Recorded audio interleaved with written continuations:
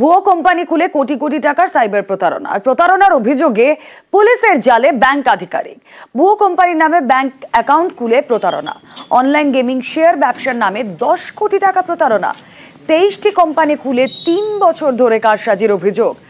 8ই November বাগদার Sindrani থেকে গ্রেফতার 6 ধৃতদের জেরায় বেসরকারি ব্যাংকের কর্তার হদিশ। প্রতারণা চক্রের শিকড় কত দূর ছড়িয়ে তা জানতে জেরা পুলিশের।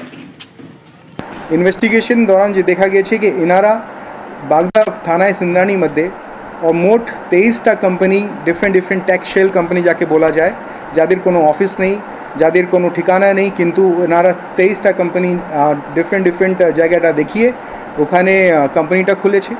তারপরে একটা ব্যাংক অফিসিয়ালের মারফত ওদের হেল্প নিয়ে ডিফরেন্ট মানে অ্যাকাউন্টস কোম্পানি এগেনস্টে খোলা হয়েছে। এরা প্রথম থেকে জানা সত্ত্বেও এই অ্যাকাউন্টগুলো খুলেছে।